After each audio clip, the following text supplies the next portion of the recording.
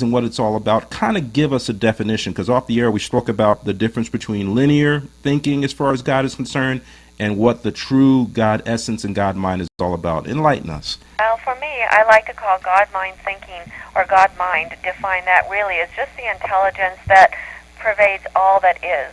And God-mind itself is neither positive nor negative, but contains both.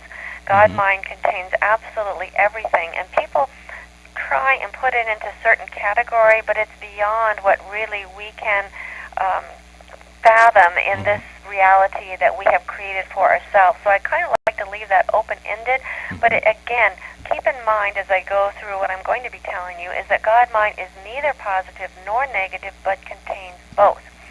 Now, from there, what I'd like to mention to people is in our schools, in our educational system, we are taught to think linearly.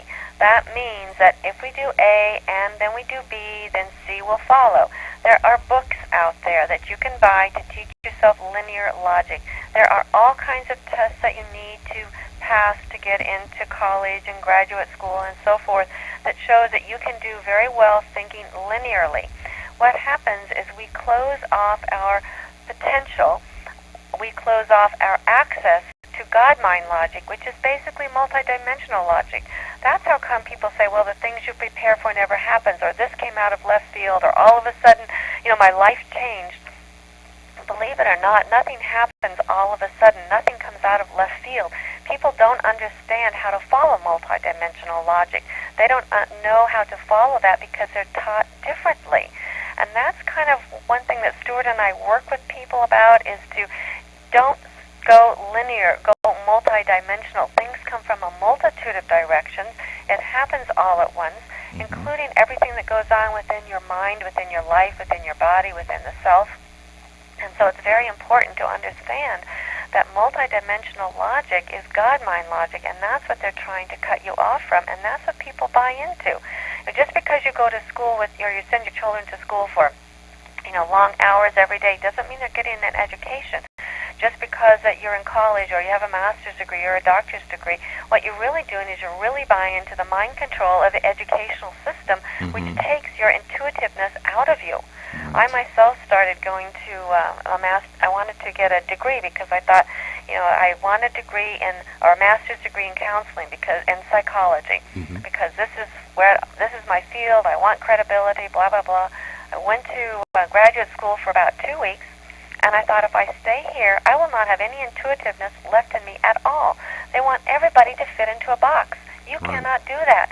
Then we are losing that as a culture. We are losing how to treat the individual, whether it's body, mind, or soul. And you are losing that as an individual yourself, how to treat yourself, body, mind, and soul. So you continue moving to other people, to outside sources, which is what the powers that be want you to do. You forget to go inside and hook up. You think that your life is in chaos. You think that you don't understand anything. You think other people have control over you. So when you sit down and you take a look at it from God-mind perspective, from multidimensional perspective, you can see that all chaos is just order that is not yet understood. And as you begin to put order to your chaos, you begin to have a sense of control over yourself and over your life, and you know how you got there.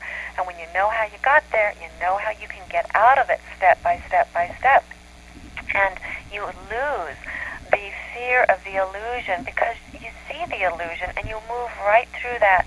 God-mind allows all things. That's why the world is as it is right now. It is in the process of exploring itself. How high am I? How deep am I? What color am I? All those questions we each as individuals answer for the God-mind itself. Going back to what I said earlier, God-mind is neither positive nor negative. It contains both. We are really explorers of that part of the question for the God-mind itself. And that's why everything is allowed, so that we can report back our findings, because we are really just a finger of the God-mind itself out there feeling what it is, just like we're feeling inside of ourselves. The microcosm, the God-mind, the macrocosm, is finding out what it is through self-exploration.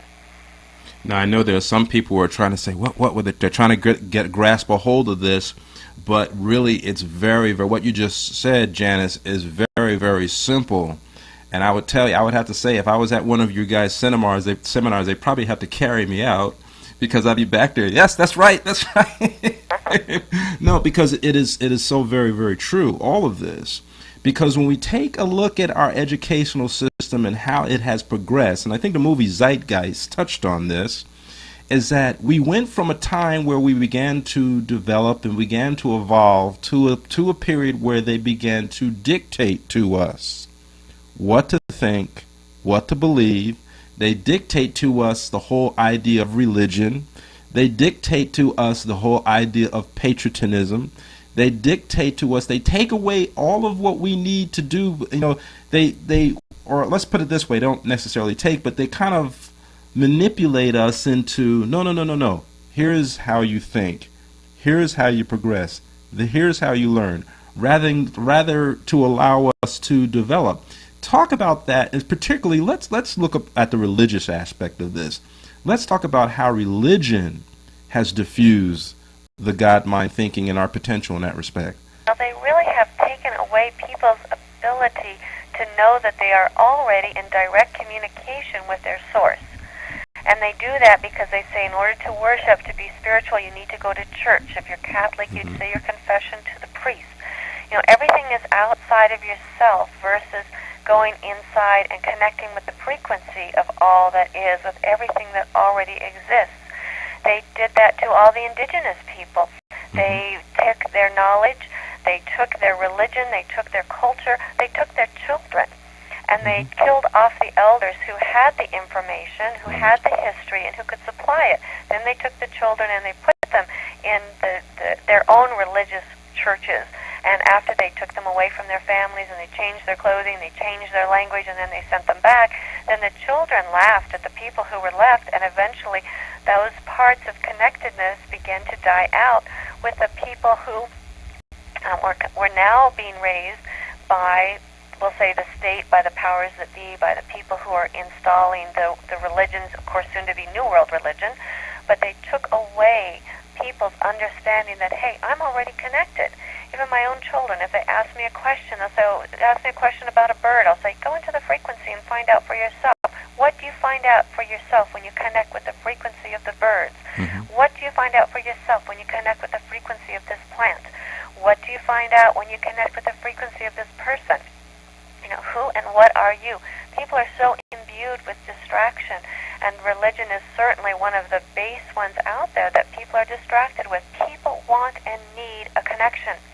And again, who has the connection? Jesus has the connection. Mary has the connection. You don't have the connection. They're smart enough to know that we need an outlet because we have so much intuitiveness, so much connectedness, that if they stuffed it all inside of us, we would explode. So they say, okay, you can't have it, but you can give it to Jesus, you can give it to Mary, you can give it to these certain religious icons. They can have it, but you can't. People who had the connectedness and intuitiveness have been destroyed, burned at the stake, called crazy, put to mental institutions, drugged, legally drugged, I'll say. Yeah. To stop that connectedness within them.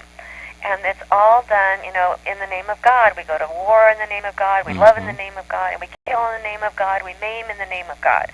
So everything is so distracted and so distorted. We have lost focus of who and what we are. We're so distracted in the outer world.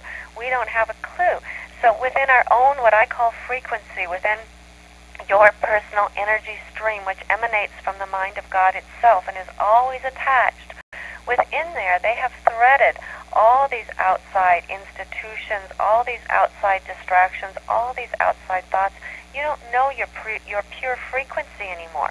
So what we teach people to do is to extricate themselves from that, to find out who you are by finding out who you are not, to pull out and give back the things to them that they're trying to feed into you, to give back everything that is no longer yours, because what you're going to find is you're going to find that soul essence, you're going to find that pure energy stream that emanates from the mind of God, that has all your answers, that has your power, that allows you to know everything about everything when you need to know.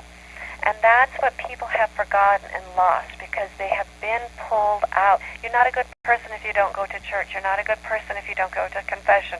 you're not a good person if you don't give all your money to the poor and the sick and the homeless. And pretty soon you're the poor and the sick and the homeless. We are so distracted